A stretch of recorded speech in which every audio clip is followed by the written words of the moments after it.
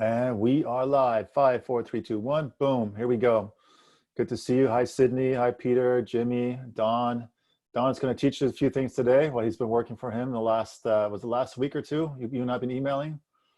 So he's going to show us a few tricks up his sleeve, some new resources he discovered.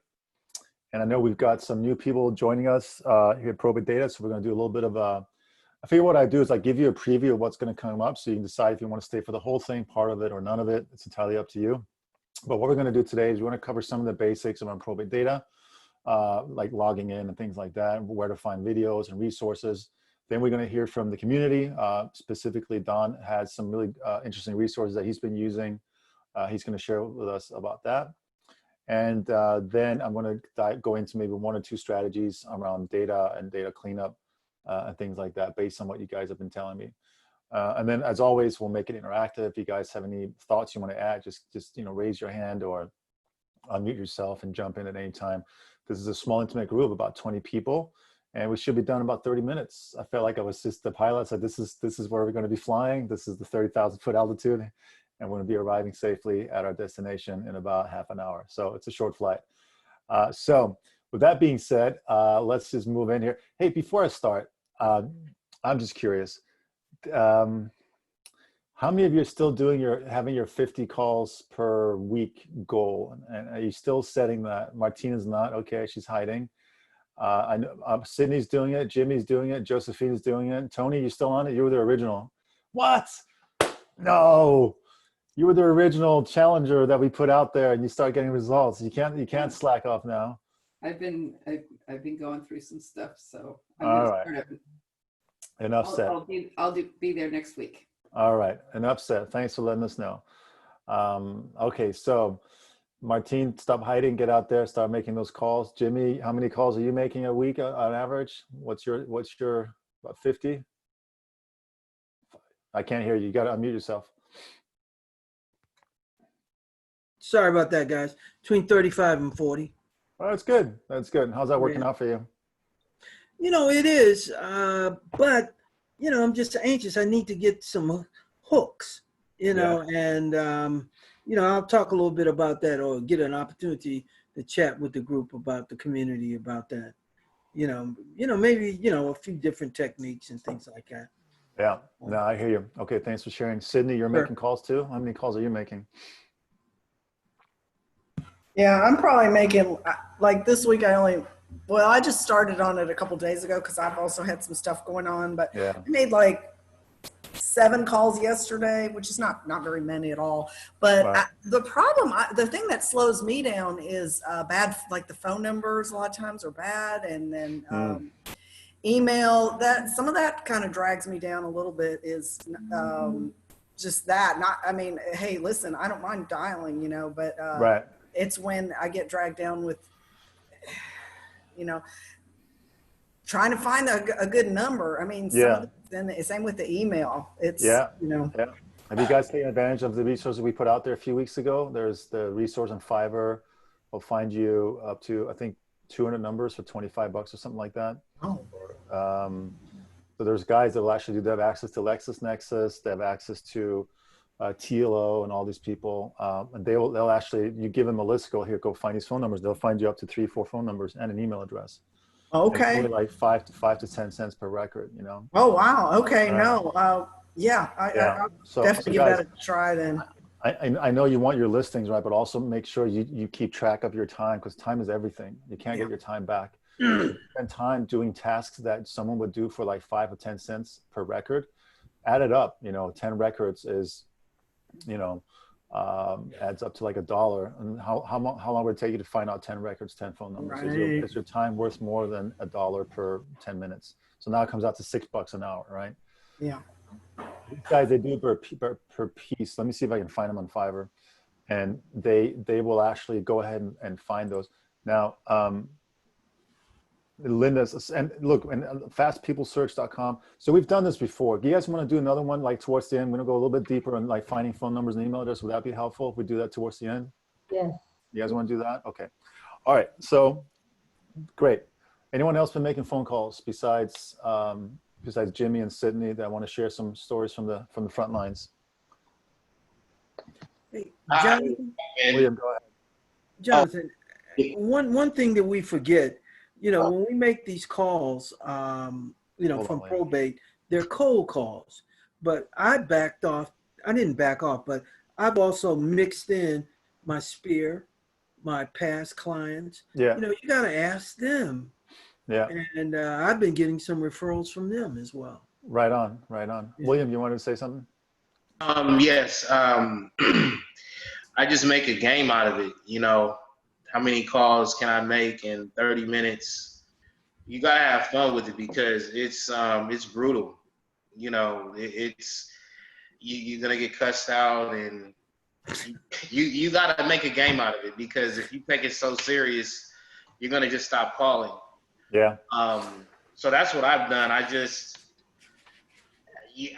try to laugh it off and make a game. Like, okay, yeah, I'm gonna 50 calls in 10 minutes. You feel me? So when you kind of have a paradigm shift and turn it into something else, you have you deal with it differently. So yeah, because it's yeah. hard, I'm not gonna lie, it's brutal at times. Yeah, Very brutal. I get it. This really tight. I get it. Look, like Tony said, or Sydney, and even myself, I've alluded to this week. We all had some stuff going on. So imagine, like, everyone's got stuff going on. Like, we're kind of in different stages depending where we are in the country with COVID-19. There's been riots going on. There's uncertainty. There's police brutality. It all weighs down on us, even if we're not faced with it directly.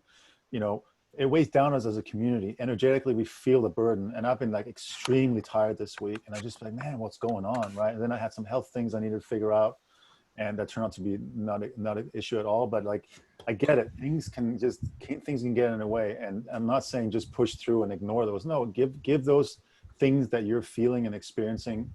That's life. You're feeling compassion for the world, and you're affected by that. So keep in mind when you're calling people, they're going through the same stuff as you, right? So when you lead with a compassionate attitude, and you lead with that, and just say, okay, now's not a good time. I get it. We're all going through stuff, and we're in this together. For the lack of, for the risk, at the risk of sounding like everybody else, yeah, we're going through stuff together. Like, for example, when the riots broke out in Santa Monica, it's right down the street from us. The Target, like 4 blocks away, got looted. We saw choppers going on. I got 2 small kids, and we live right on the ground floor with really tall windows. When you walk by, it kind of looks like a retail store. So I'm like, we're out. So we got to get out of here. We packed our bags, moved out to my sister for a few nights. She lives out in like in Thousand Oaks, like way, way out there in suburbia. And we just sat back. But that toll of like panicking and what's going on, even if it's not 4 blocks down the street from you, if it's up front, if it's just in your community on the news, it gets to us. I get it.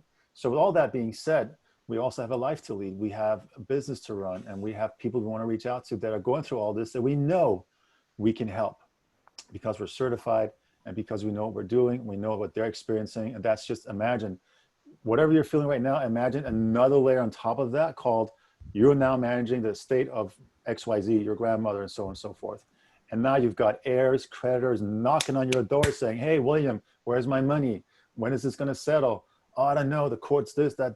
And imagine getting a call from a realtor like Sydney or like Jimmy, and then just like they're a voice of reason and compassion, like, hey, I got you. I know what you're going through. We've seen it many times before. How can I help? Like Brad always says, what's your number one challenge right now, right? And then just let him pour it out, and you're there to catch it and say, okay, here's where I can help you with this. Or I have someone really great for that, And don't come at them with commission breath. Don't be commission driven, be mission driven. It's a huge, huge difference. And people feel it.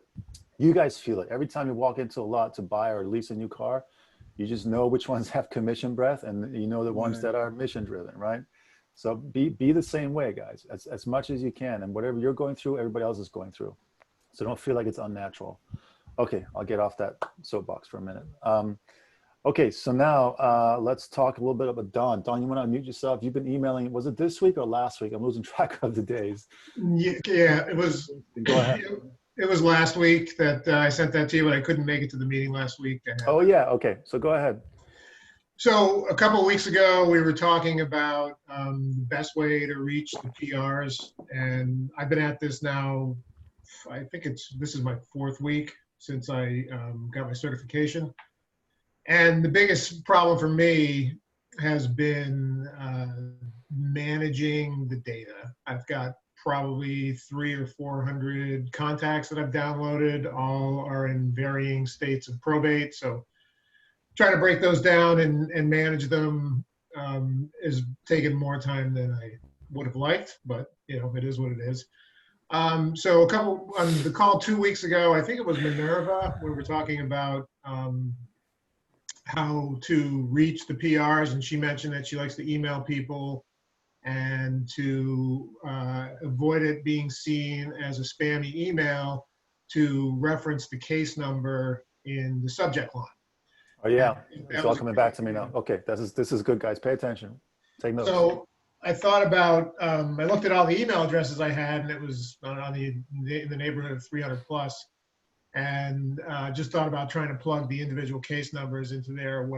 What a hassle that would be. So just did some searching around the internet and found there's a guy on YouTube who's a Microsoft employee, and he has thousands of tips and tricks and workarounds in all the Microsoft products, which is what I use.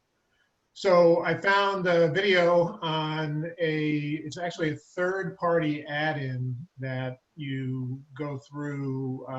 The video actually tells you where to find it and how to install it, and I followed along step by step, and it was actually pretty simple. But what it is a third-party add-in for mail merges that you can use with Outlook. And the example that he uses in the video is if he's a power company and he's going to send an email to each of his clients that their new power bill is ready, and then he wants to attach the power bill for each of them, this is a way to do it. So what you do is you get this add-in, you do your email merge like you ordinarily would, and then in the subject line, you can include multiple variables if you'd like. So for example, I sent out a blast yesterday to 150 historical contacts that filings go back anywhere from April of last year to like August of last year. So just so we're clear, 150 PRs, right? Correct. Okay, keep going. 150 PRs. So in the subject line, I put and then the county, because I have 3 counties that I work, county name, probate case number, and then the probate case, and then the body of the email. And it worked flawlessly. It was a little tricky setting it up the first time, but now that I've got that ironed out, so I'll put some links in the chat if that's appropriate, for yeah, let's do it. Where to find those videos. And then, you know, I'm more of a telephone guy than a mailing or even emailing person. Like my background before I got into real estate was B2B sales, and it was just, you know, hammering the phone all the time. So what I'm hoping is that I'll be able to use this this tool to cut down on the number of mailings that I do, because I probably sent out, in the 4 weeks, I probably sent out about 120 letters that I'm starting to follow up on now. But so how's this working out for you with these emails? When you're sending like specific with like the case number and all that, and then are you seeing if people are opening the emails as well? I haven't, so I sent out yesterday. I haven't done it today because I've been working on a plumbing problem in the house. But I'll check on it and let you know next week what the open rate is. I have, though, received a couple of return phone calls from letters that I sent out. And none of them were promising in terms of listing. In fact, all of them were they were historical lead. Right. And the PR was like, "Oh, I thought maybe you found a piece of property that we didn't know about." You know, they either settled the estate or sold off the property, or there was no property in the first place. So. Yeah. But look. Here's the important thing. So if you don't mind, put that link to that YouTube resource and that third-party link. Put it in the chat, and then what I'll do is I'll put it in the replay notes as well on YouTube. So what's important to note here, guys, is there's a way to customize mass communication. Basically, what he's saying, right? using your Outlook if that's what you have. And maybe there's tools in Gmail for this too, if you're using Gmail. And what I like about this is he's making it personal, and he's putting in the case number. He's getting people to open it up. And I like that you tested it out on his historical prospecting, and people are calling you back and say, hey, what else did you find? Like, basically something's working here. Now we just got to use this strategy maybe on newer leads as well, or keep going back to the historical ones. But most importantly, if you're a phone guy, those 150 that you emailed out, let's say you got 20 replies back that say, no, we don't have anything. That leaves 130 where you can follow up with a phone call. So look, I emailed you 2 days ago. I'm just doing my due diligence here. I'm the CPRES of the area, and I want to make sure that you got the information I reach out about. So I think following up by phone is super powerful. And if you found a way to crack the code to kind of basically say, I can mass email people using Outlook, I can do a mail merge, like we covered like a few weeks ago, I think it was 2 weeks ago, how to mail merge letters, right? But now what Don is saying, we can mail merge into your email. So the subject line actually pulls from a spreadsheet and has the case numbers and so forth there. So I'm curious, the body of the email, what did you put in there? So here's the thing about emails. The purpose of the subject line is to get the email opened. And the purpose of the first paragraph of the email is to get them to the bottom of the email, the call to action, right? So the subject line has to be relevant and catchy. So for example, putting in the case number is great. So give me an example of like, what did you put in the subject, RE, and then the county, and then the case number, right? Yeah, it's the county name, probate, case number, so-and-so. So, if they just look at it, they're not going to exactly know what it's about. They're likely to open it. And then for the body, I just basically took one of the granny letters and adapted it a little more to my style. So it's, it's got my just introducing myself as a CPRES. I'm available to help you out with any real estate needs you might have related to to your probate case. I can do A, B, C, and D if you'd like. Please reach out if you need a hand. Yeah, and I would encourage you to like play with the subject lines a little bit. Add a question mark in there. If you're doing historical, like if you can put the case number in there, something like I have some questions regarding the case of something like that, or say something like, are you still managing this case, or are you still responsible for this? Or you put something like the subject notice as, are you still the responsible party for case number blah blah blah blah blah, right? Because some people will open that and say like, I don't know, am I responsible? I don't want to be responsible. I have enough responsibilities already. And then that first greeting, that first line is like, look, the reason I'm reaching out is because blah blah blah, and you go into like the historical prospecting of it. So this is good. So Don, in this YouTube link that you posted, does that include the third party? Yeah, so he goes through what it is and how it works, and then he goes through how to install it. And at the bottom of the under the video is a link to where you can download the third party add-in. Got it. Yeah, I see it here now. I'm opening it up. Let me skip the ad. Okay, yeah, I'm familiar with this guy. I've seen him. He's great. I mean, if you anything for Microsoft Office, he's fantastic. Yeah, he's. I would bookmark this if I were you guys. Kevin Stratford. Yeah, he's got a good amount of subscribers. 122,000. This one got 120,000 views. He's a Microsoft employee, so. Okay, yeah. So he's an expert. He knows what he's doing. So yeah, I would invite you to check that out. Okay, so Don, you asked me to look for people that are out of state PRs that are not local. Is that right? Yeah, a couple of weeks ago we did it in one of the power gyms on how to search for, but I forgot. And no, we can cover that in just a minute. I'm just going to go through some of the other questions, the challenges that you guys are going through. So Peter is sharing that what slows me down is lack of energy and enthusiasm. I get it. And I noticed from my own experience and from talking to others, when enthusiasm and energy is lacking, it's because I'm not in motion. So motion creates emotion. I learned that back early in my sales career when I was selling software. Motion creates emotion. So if you're feeling stuck and you just have no enthusiasm, you got to move the body, right? That's my first thing is, again, with all what I said before, everything that's going on in the world, except, I get that can weigh us down. but we can't make that, we can't let that become a license for inaction, right? We can't say, well, all this is going on, so I'm not going to do anything. And it's very, very sensitive, because you might be legitimately just paralyzed by what's going on and not be able to do anything. Or you might also just be talking yourself into a victimhood and say, oh, all this is going on, I'm freezing, therefore I'm not going to do anything, right? But deep in your heart, you know you could be doing something.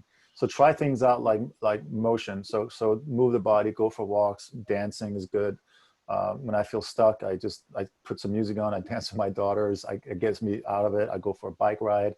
Nutrition is really, really big. If you're lacking energy, be mindful of what you're eating. If you're eating too many sugars, too many carbs, that gives you those spikes, too much caffeine, and then you crash. It's really hard to come back out of the crash again. So you start with more sugar, more carbs, and more caffeine, and then you're in that roller coaster, right? So be really mindful of that. And then lastly, I would say be aware of what you're doing. Again, lead with compassion. What you're experiencing in the world and what's stressing you out, everyone's experiencing. So when you're reaching out, reach from a place of, I can actually help this person. Again, be mission-driven, not commission-driven. That's the big part here, right? And if you don't know what that means, then just sit down quietly and ask yourself, what would that mean if I was mission-driven versus commission-driven? Be quiet with that thought. Be quiet with that mindset for a while and see what comes up. And a fourth thing I would add is seek out more quietness, right? Because when we get stressed out and we become sad, or we become affected by what's going on around us, the first thing we'll do is distract ourselves with the screen, with food, with substances, whether it be legal or illegal substances, but we'll just distract ourselves, right? And we'll binge watch and all that, so we don't sit down and face what's going on. So if you don't know what it looks like for you to lead with, like, be mission driven versus commission driven, then just sit down quietly in a room and then close your eyes, listen to good music, and just ask yourself a question: what would my life be like if I was mission driven?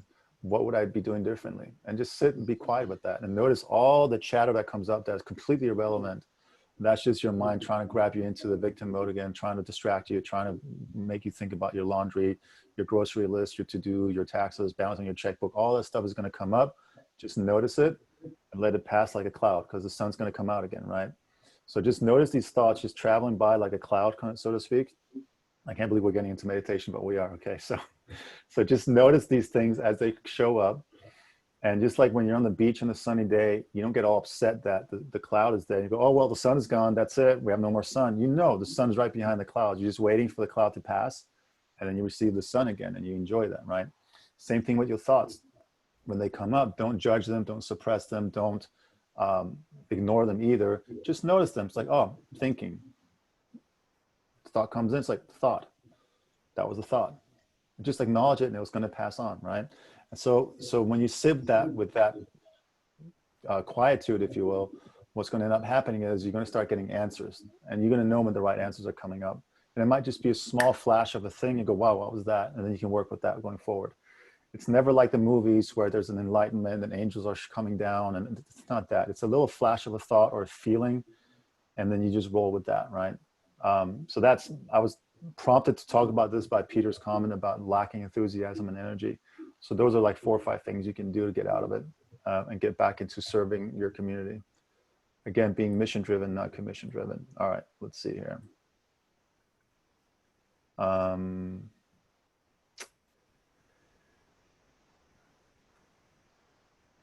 Yeah, a lot of good questions here. Okay, so now let's get off the meditation soapbox and get into data. So let me show you guys how to find data of PRs that are out of state. So that was a request, and it seems to be a popular one. So I'm going to go ahead and share my screen. All right, you guys see the YouTube guide, right? Okay, so that's not what we're going to watch now. We're going to get in here. So when you log in, you go into new search and probate data. I'm just going to pick my own county and state. So I'm just going to pick my 2 counties that I'm interested in. And then right here, I'm going to do filing dates. I know we just recently started filing again, so I'm going to try this out. I'm going to see if there's anything for May of 2020. So I'm going to do most recent stuff here. Let's see, what is it today? Today is June 19th, what? 8. 2018? No, no, no. No, no, no. So let's see. Today's the 19th. Let me see if anything comes up here. Let me do it. I'm going to do a general search first just to see if there's enough volume here because I know this courthouse recently opened up. I don't know how far we got. All right, 59 cases. That's okay. Not a whole lot. Let me just edit the search again. Let me go back to 10/1/2019 just to get a higher volume.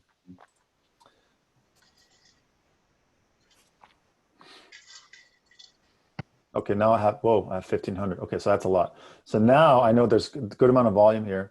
So I'm going to advanced search options. Let me just do December. We don't have to go that far back. So advanced search options, right?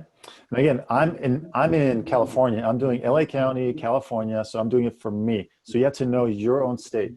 So Sydney, you're in Texas. You would use Texas. Jimmy, you're in California. You would use California. Don, where are you located? Austin, Texas. Texas as well. Okay, so this would pertain to you as well as Sydney. The next step here. So I go into advanced search options. I'm going to scroll down to where I see all the petitioner information. You see that right here? So I'm going to go down to the state that says exclude petitioner state. So what I'm telling Probate Data is this: find me cases that are filed in LA, but I want to exclude the petitioners that live in California. So I put in CA, comma, uppercase CA, comma, and then spell out California. California, there we go. I've done this once or twice before, it remembers me. So whatever you put in there as a state abbreviation, put lowercase, uppercase, spell out your case, and then put also a comma and /A. So basically what we're doing, we're filtering everything out for my state, right? And then then you don't leave space between the comma and the next letter. It's all crunched together.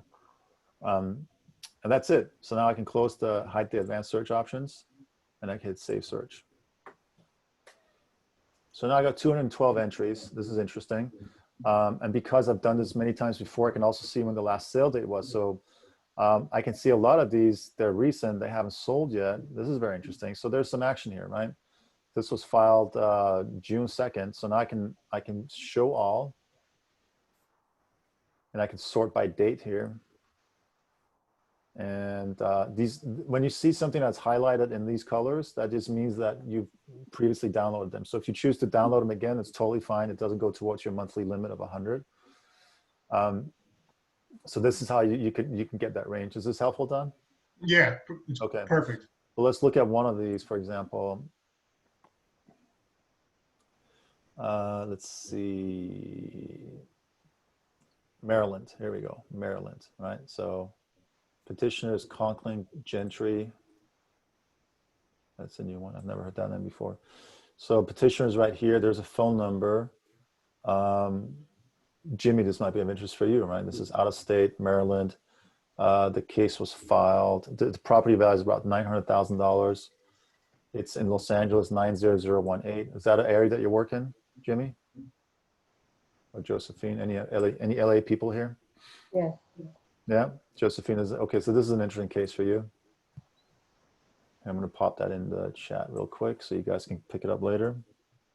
So a lot of good stuff in here, right? So because you're on Probate Data Platinum, we're emailing you this to you, right? So you're getting this anyways. So if you had a spreadsheet, I would just look up the spreadsheet, sort it by the PR state, and then just cut out all the ones that you don't want in California. So Don, that's another way I would do it. Like as we email you, just open up the spreadsheet, sort by the PR state, and you look at all the ones that are Texas, and you just throw those out, and now you have a prospecting tool right there. Okay, Remy, you've got a hand raised. Let's see here. Let's see in the chat.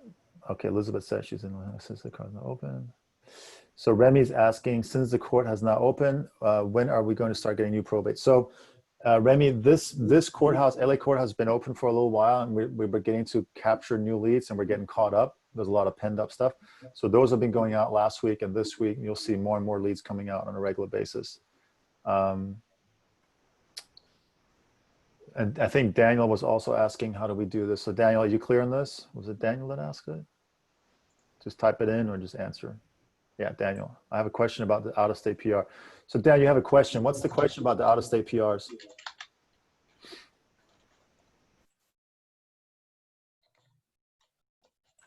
Daniel, you still with us? I don't think Daniel's here anymore.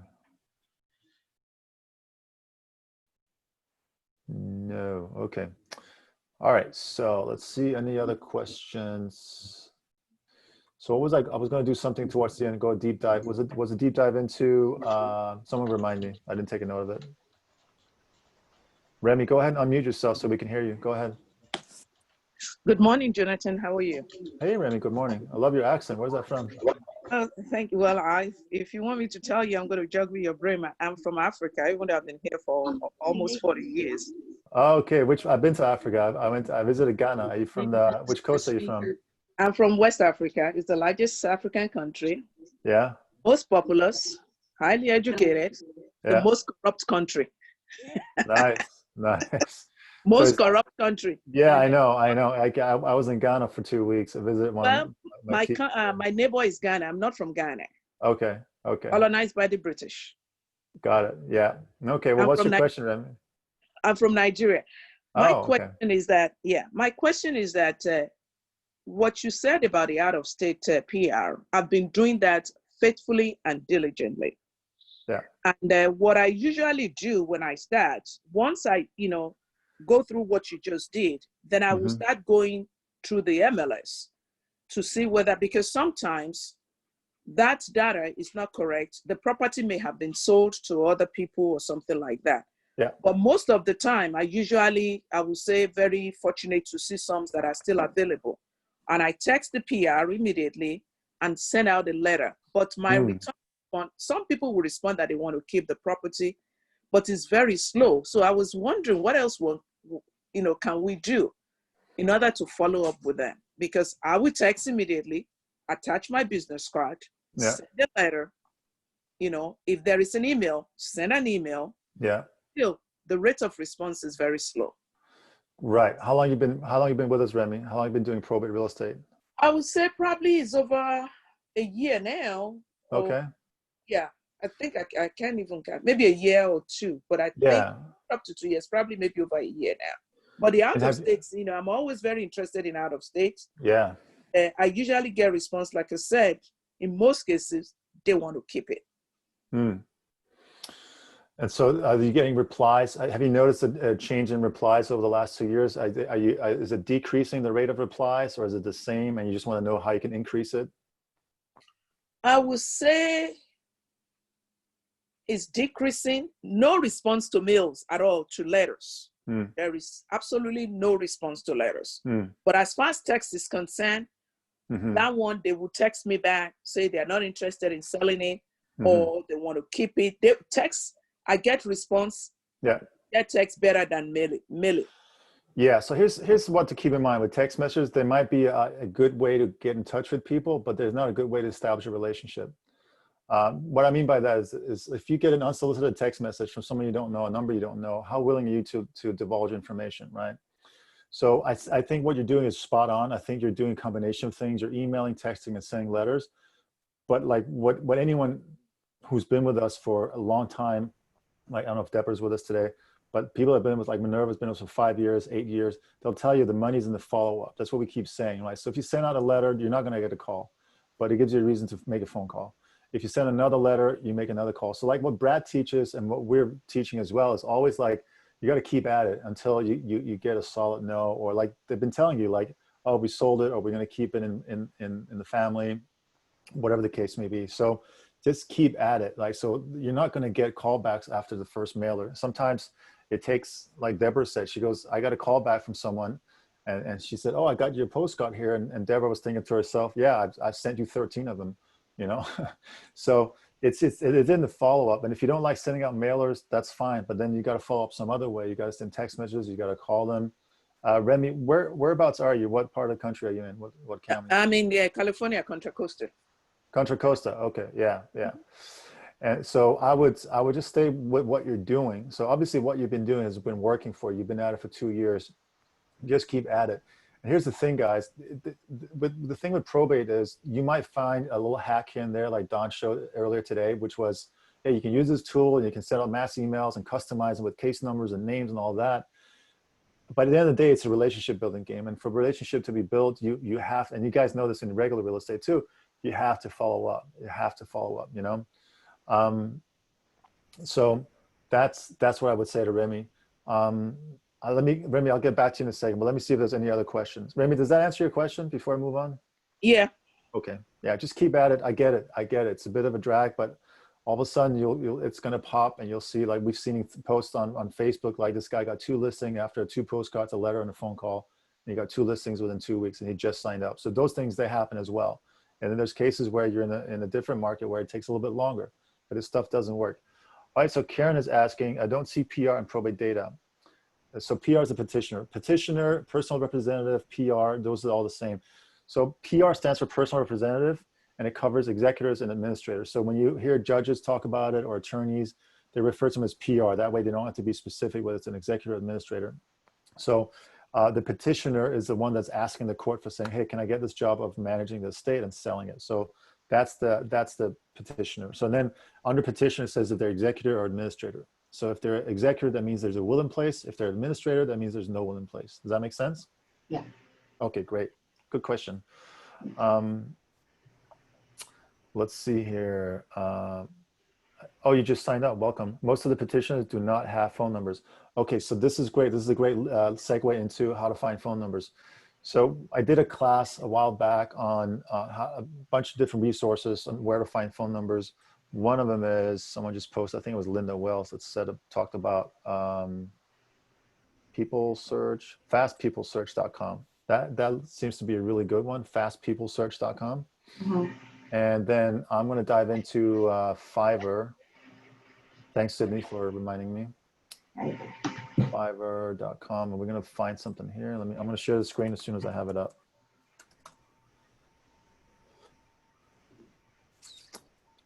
Let's see here. Here we go. Okay.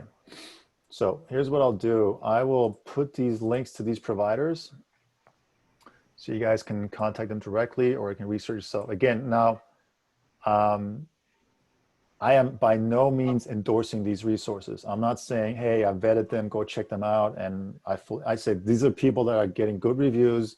I'm helping you guys find someone on Fiverr that's doing this for a living, just finding phone numbers, skip tracing, using TLO, LexisNexis, things like that, okay?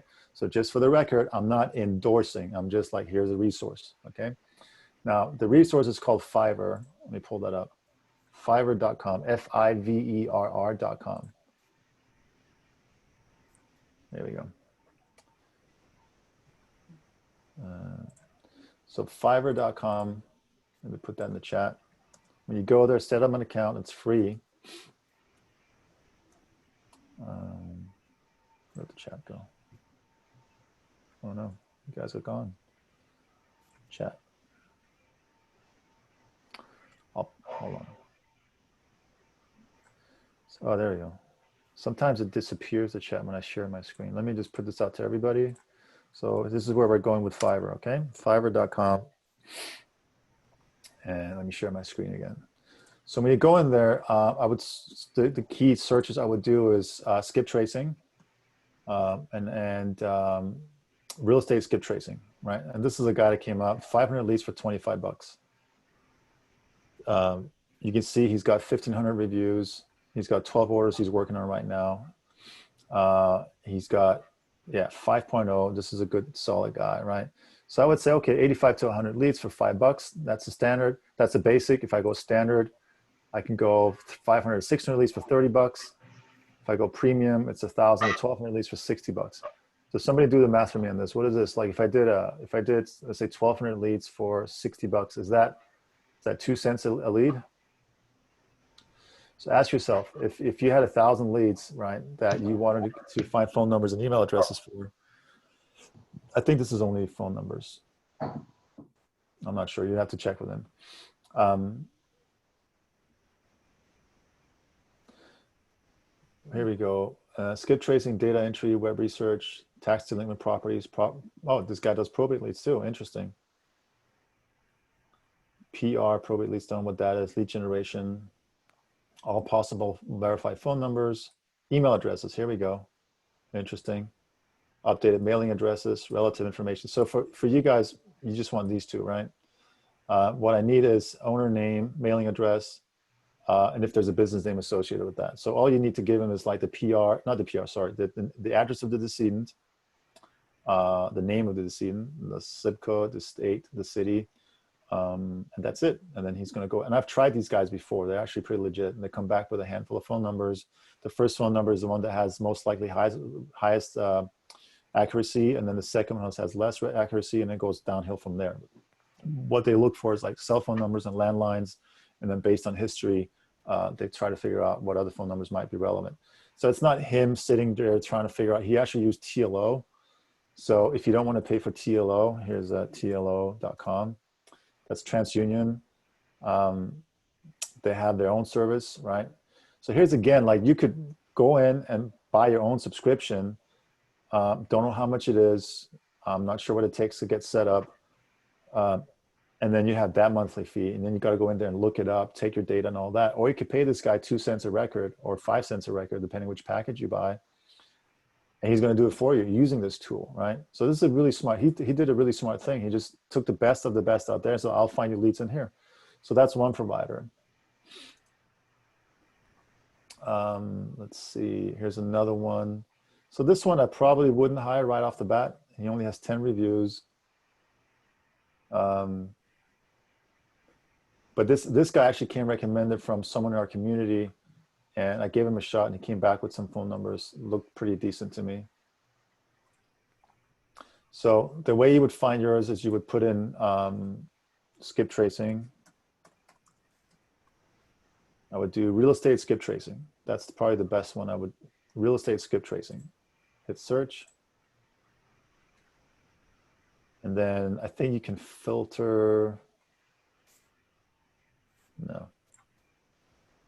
Let's see here. You can sort by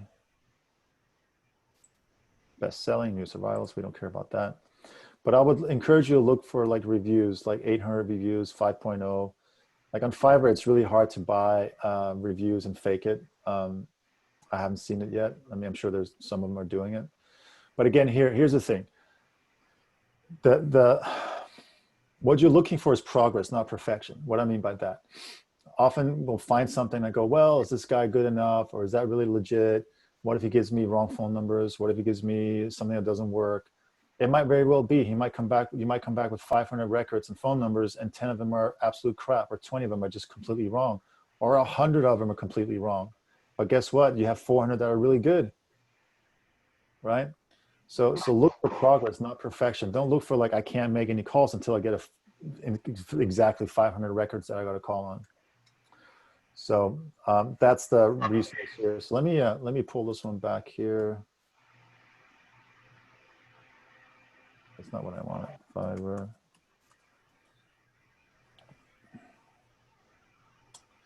So let me put this one in. And again, I'm not endorsing this guy. I'm not endorsing him. Let me just say that again. I'm just saying this looks okay. And if I were you, I'd give it a shot with this guy. Let's see here.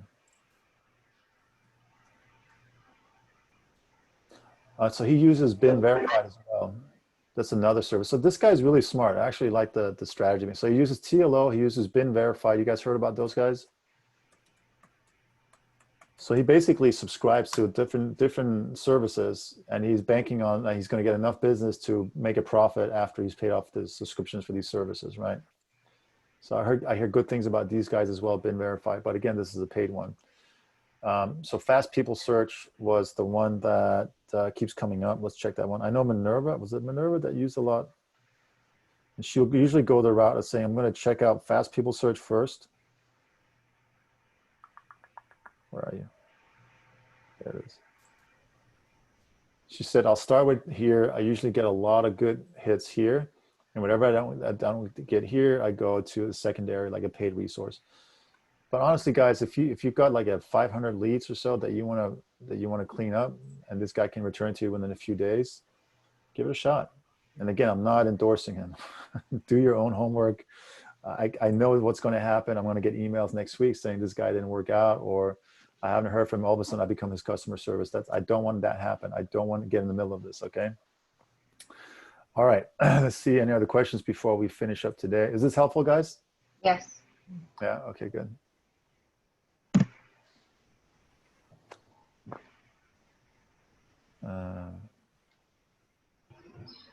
So Peter, what if you don't want your own? Okay, so Jimmy, you're asking, what if you don't want to do your own mail merge? Will ProbateData offer this type of service? You mean like mail merge letters, like we did a few weeks ago? We're not thinking about offering that. Again, here you could probably find someone on Fiverr to do mail merge for you, right? That's the thing. Like, you know, we give you the data, we do the best that we can to like clean it up and add phone numbers and all that. But at some point, like you got to take that and go, okay, what else can I do to augment that data? Because we find a lot of phone numbers, like a lot of phone numbers that we find weren't in the petition for probate when it got filed. We go out and we find it and we update it through IDI, and then we also pull data in from Zillow. Actually, I want to ask you guys a favor. Want some feedback from you. But let me see if there are any other questions.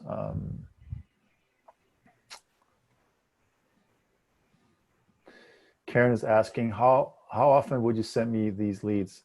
So Karen, which county are you in? Los Angeles. Los Angeles. So Los Angeles just opened up again. So we should be seeing 2 to 3 times a month. You'll get leads and you'll get them in your inbox. You click on the link and you start downloading. Now, what I just showed today is like how you can log into ProbateData and start scraping for leads as well.